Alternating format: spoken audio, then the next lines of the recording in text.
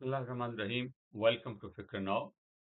آج کے پروگرام میں جو گفتگو ہوگی وہ اس کا کانٹیکسٹ یہ ہے کہ یہ کہا جا رہا ہے کہ یو ایس کی ہاؤس آف ریپرزینٹیٹو میں بھاری اکثریت سے جو قرارداد منظور ہوئی ہے جس میں کہ ہیومن رائٹس اور ڈیموکریسی کے لیے آواز اٹھائی گئی ہے پاکستان کے حوالے سے، تو اس میں یہ کہا جا رہا ہے یہاں جو امریکہ میں لوگ ہیں جو اس قرارداد کے محرک تھے، خاص طور پہ ہمارے جو ڈاکٹر حضرات ہیں جنہوں نے کافی پیسہ خرچ کیا، بہت محنت کی، وہ اب یہ کہہ رہے ہیں کہ جو ہی ٹرمپ آئے گا تو پاکستان میں پہ دباؤ ڈالے گا اور عمران خان کو رہا کرا دے گا.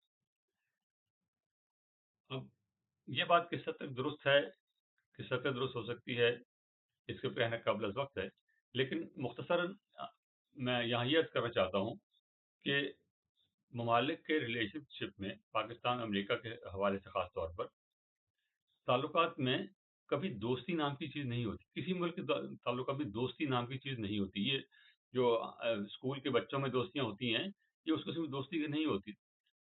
سراسر اپنے مفادات کی بنیاد پر تعلقات ہوتے ہیں. پاکستان امریکہ کے تعلقات بھی اسی بنیاد پر ہیں. 60 کی دہائی میں پاکستان نیا نیا آزاد ہوا تھا، کولڈ وار زوروں پہ تھی اور امریکہ کو ضرورت تھی کہ روس کی، سوویت یونین کی کنٹینمنٹ کرنے کی، اسے ہر طرف سے گھیرا جائے، کہیں سے وہ باہر نہ نکل سکے. تو پاکستان، ایران، ترکی، ان تینوں کو ایک لڑی میں پرویا گیا کہ اس طرف سے سوویت یونین کا روکا جا سکے. اس کے لیے پہلے سینٹو بنی، پھر اگلے سال سیاٹو بنی، اور اس کے تحت پاکستان کو ملٹری ایڈ وغیرہ بھی ملی. لیکن اس کے باوجود تعلقات میں تناؤ رہا اور امریکہ کے دباؤ کے باوجود پاکستان نے وہ پالیسی اختیار کی جو امریکہ کو قبول نہیں تھی. خاص طور پر پاکستان نے جب چین کے ساتھ تعلقات بڑھائے ہیں، اور اس وقت امریکہ چین کو، جو پیپلز ریپبلک آف چائنا جو اس وقت ماؤ کے انقلاب کے بعد قائم ہوئی تھی، اس کو تسلیم نہیں کرتے تھے، بلکہ جو فارموسا جو کہتے ہیں، اس کے تائیوان کی آج کل کہتے ہیں، اس کو وہ چین سمجھتے تھے، اس کو چین کہتے تھے کہ اسی تائیوان کو یونیورسل جو سیکیورٹی کونسل تھی یو این کی، اس میں ویٹو پاور حاصل تھی، اور چین کو، جیسے ہم آج چین کہتے ہیں اور جو ساری دنیا پیپلز ریپبلک آف چائنا طور پہ جانتی ہے، اس کو تسلیم ہی نہیں کرتا تھا امریکہ، اور پورا ویسٹ کا یہ حال. اس پر اس کے امریکی اعتراض کے باوجود پاکستان نے نہ اس کو تسلیم کیا بلکہ تعلقات بہت بڑھائے. خاص طور پر سن 65 کی جنگ میں امریکہ نے پاکستان کو یہ امداد نہیں کی، بلکہ پاکستان کی جو فوجی امداد تھی وہ روک دی، پابندی لگا دی. تو پاکستان میں اس پہ سخت جو تھی رد عمل ہوا. اور یہ یاد رہے کہ اس وقت پاکستان میں حکومت فوجی حکومت تھی، اور فوجی حکومتیں عام طور پر ہمیشہ امریکہ کے بہت قریب رہی ہیں. اس کے باوجود ایوب خان نے اگلے 2 سال بعد 67 میں جو اپنی خود نوشت سوانح لکھی، آٹو بایوگرافی، اس کا عنوان یہ تھا فرینڈز ناٹ ماسٹرز. تو اس کا کانٹیکسٹ یہی تھا کہ امریکہ سے ہم ڈکٹیشن نہیں لیں گے، ہم اپنے تعلقات جو ہیں وہ اپنی مرضی چلائیں گے. اور اس کے بعد پاکستان نے چین کے ساتھ بہت تعلقات بہت اسٹرانگلی استوار کیے. چین کے اعلیٰ سطح کے لیڈر پاکستان آئے، پاکستان کے لیڈر چین گئے، اور چین کے ساتھ بہت اچھے تعلقات پاکستان کے ہو گئے باوجود امریکہ اعتراضات. اور اسی کانٹیکسٹ میں جب امریکہ کو ضرورت پڑی، حالات چینج ہوتے، اس کی تفصیل کی ضرورت نہیں، حالات جب چینج ہوئے تو امریکہ کو ضرورت تھی کہ چین کے ساتھ اب دوستی کی جائے، چین کو تسلیم کیا جائے. تو جو راستہ اختیار کیا گیا وہ چین کے ساتھ براہ راست کوئی تعلق تھا نہیں، وہ راستہ پاکستان سے اختیار کیا گیا. پاکستان نے وہ سروس پرووائڈ کی کہ چین کے ساتھ رابطہ کیا. وہ ہنری کسنگر خفیہ طور پہ چین گئے، اس کے بعد پریزیڈنٹ نکسن چین گئے، تو پاکستان نے اس کے لیے وہ مدد ان کو مہیا کی. اس کے بعد یہ مسئلہ جو آتا ہے वो 71 ईस्ट पाकिस्तान जब हमसे अलहदा हुआ, बांग्लादेश की वॉर हुई, अगरचे अमेरिका ने ज़बानी कलामी सपोर्ट ज़रूर किया, लेकिन पाकिस्तान में तासुर ये था, खासतौर से पॉलिसी एस्टेब्लिशमेंट में, कि अमेरिका ने खुल के हमारी सपोर्ट नहीं की, और उससे पाकिस्तान में एक रिजेंटमेंट। बाकी दुनिया ये कहती है कि अमेरिका ने खुलकर बांग्लादेश की तहरीक आज़ादी की हमायत नहीं की, बल्कि पाकिस्तान की फ़ौज की हमायत की। लेकिन पाकिस्तान में तासुर इसके बरक्स था कि अमेरिका ने हमारी मदद नहीं की, और उससे भी ताल्लुकात में एक रखना पड़ा। और 70s में फिर एक सिविलियन गवर्नमेंट थी भुट्टो साहब की, तो उसने इस पाकिस्तान के अलहदा होने के बाद इस्लामी मालिक के साथ ताल्लुकात को ज़्यादा अहमियत दी, और चीन के साथ ताल्लुकात को मजीद अहमियत दी।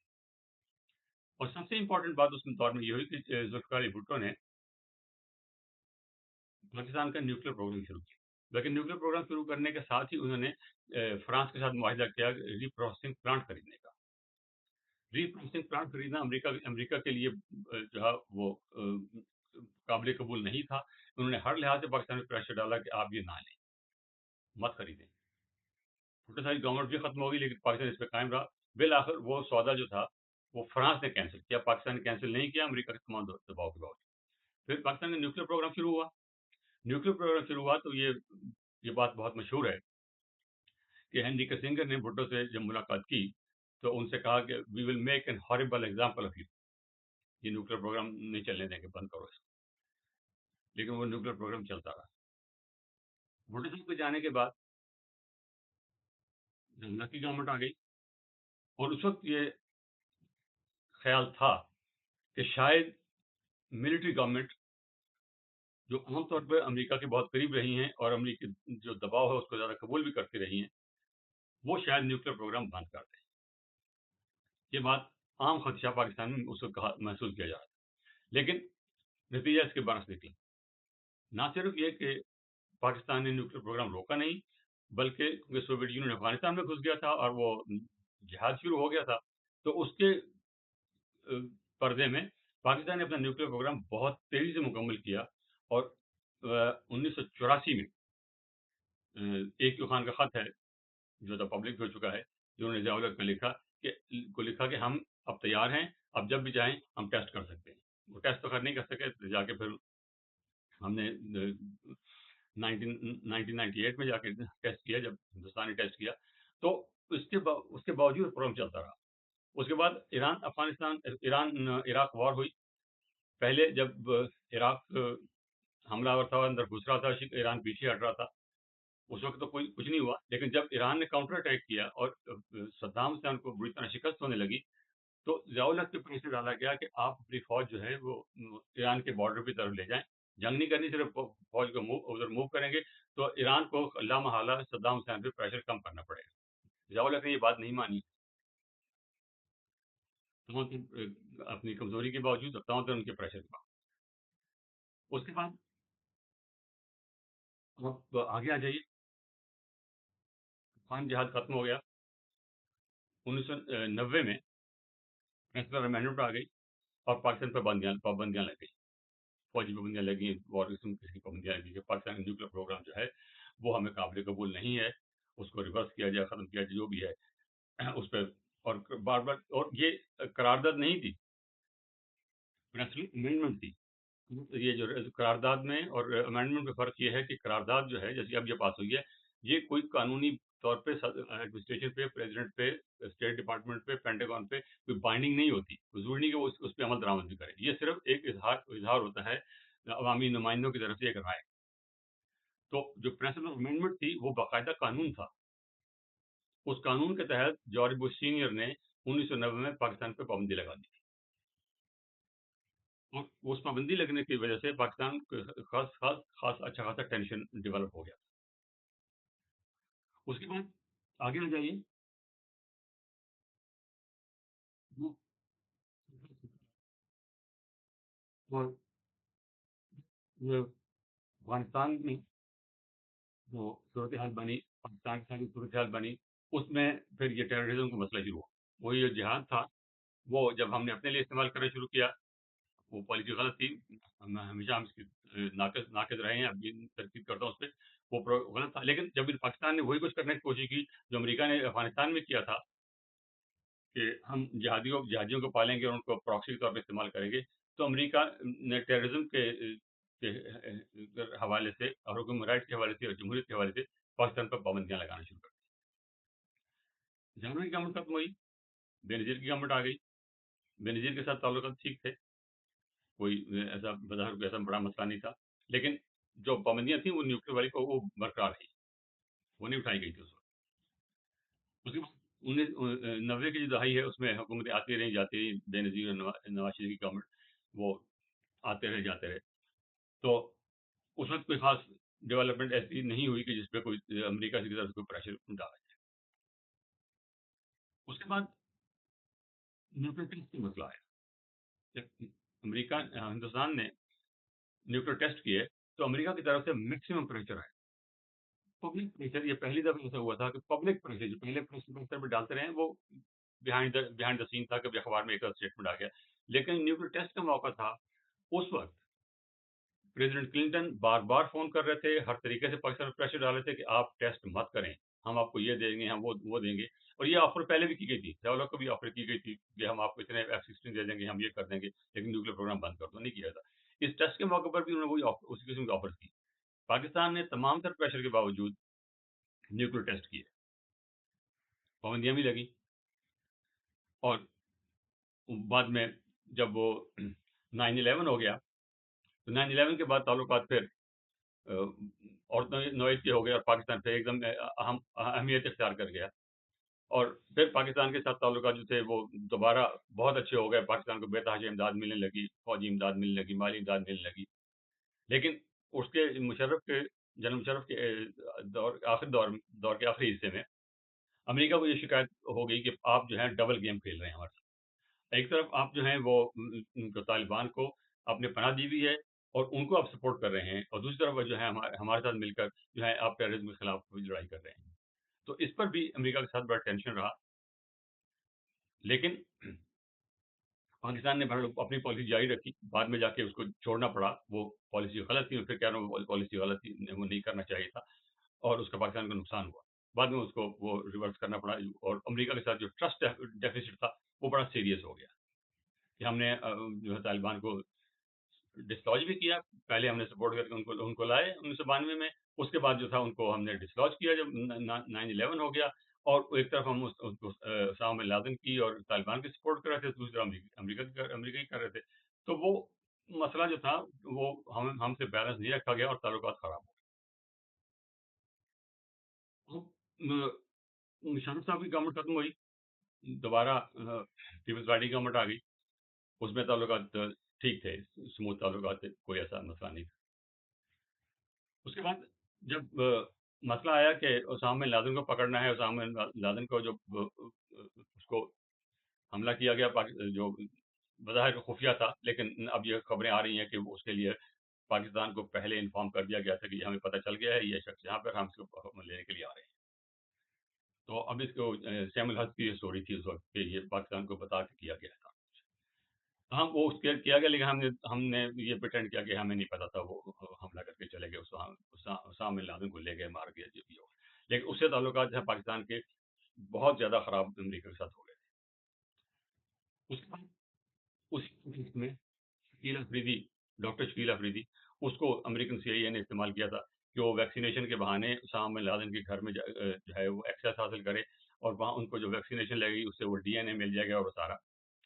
تو اس کو جب اسامہ بن لادن جب مارا گیا تو اس کے بعد جب تحقیق کی پاکستان گورنمنٹ نے، تو اس میں جو شکیل افریدی تھا اس کو پکڑ لیا اور اس پہ غداری کا مقدمہ بنایا گیا، اس کی سزا جو دی ایک اور کیس میں دی گئی اس کو، اور 33 سال کی سزا اس کو دی گئی۔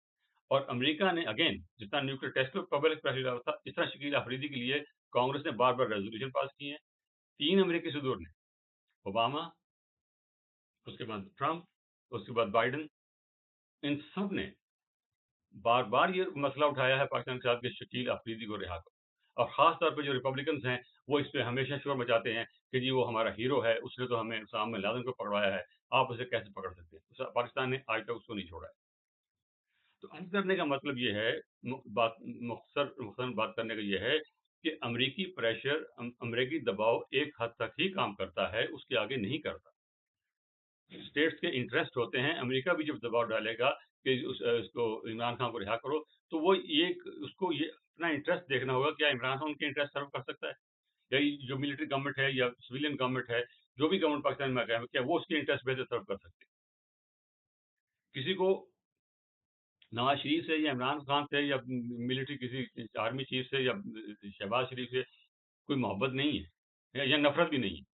उनको अपना इंटरेस्ट देखना, अगर उनका इंटरेस्ट सर्व होता है तो उसकी हमायत करेंगे, अगर इंटरेस्ट सर्व नहीं होता तो उसकी हमायत नहीं करेंगे। जुल्फिकार भुट्टो जैसे बंदे को फांसी चढ़ा दी उन्होंने, और कुछ नहीं कहा अमेरिका ने। जुबानी कलाम की थोड़ी बहुत बात हुई, भाई कुछ नहीं कहा, बिकॉज उनका इंटरेस्ट सर्व नहीं होता, ज़ियाउल हक उनका इंटरेस्ट बेहतर सर्व कर रहा था। तो बात यहाँ मुख्तर करते हैं, ये मुख्तर करके यहाँ खत्म करते हैं कि इस बात को ज्यादा इस खुशफहमी में मत रहें कि ट्रंप आएगा और इमरान खान के को फोन करेगा और वो रिहा करा देगा। अच्छा खासे पढ़े लिखे लोग हैं जो आप इस किस्म की बातें कर रहे हैं कि ट्रंप आएगा और फोन करेगा, एक फोन से जो आपको इमरान खान को छोड़ना पड़ेगा। ऐसा नहीं होगा। ऐसा इमरान खान रिहा होंगे या नहीं होंगे, ये एक अलग क्वेश्चन है। अमेरिका उनके लिए क्या स्टैंड लेगा क्या नहीं लेगा, इसके बारे में कुछ नहीं कह सकते हम। लेकिन ये कहना कि सिर्फ एक फोन से उसको रिहाई हो जाएगी या एक अमेरिका की पॉलिसी बदल जाएगी, इसके सूरत हाल ऐसी सूरत हाल अभी नजर नहीं आती है। और आखिरी बात ये कि अमेरिका के मसाइल जो हैं वो बहुत बड़े बड़े हैं। पाकिस्तान के जो मसले हैं वो 10वें 12वें 20वें 25वें नंबर पर भी नहीं आते। अमेरिका का सदर जो है वो सुबह उठ के ये नहीं सोचता कि पाकिस्तान के क्या करना है, उसको और बहुत मसाइल होते हैं ना। वो रात को सोते से उनसे पहले सोचता कि पाकिस्तान का क्या करना है। तो ये खुशफहमी में नहीं रहनी चाहिए कि पाकिस्तान जो है कोई इतनी बड़ी चीज़ है कि अमेरिका का सदर हमेशा उन्हीं की सोचता रहता है।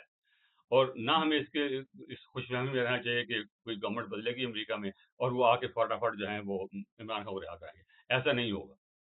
इमरान खान की रिहाई या उसकी कैद, उसमें अमेरिका का जो है फैक्टर सिर्फ एक फैक्टर है, वो हर पे आखिर नहीं है। तो बात यहाँ पे ख़त्म करते हैं इस रिक्वेस्ट के साथ कि प्लीज़ हमारे चैनल को सब्सक्राइब कीजिए और इसमें लाइक का बटन दबा दीजिए, और कोई तबसरा हो कोई कमेंट हो तो हमें बताइएगा। बहुत शुक्रिया। खुदा हाफिज़।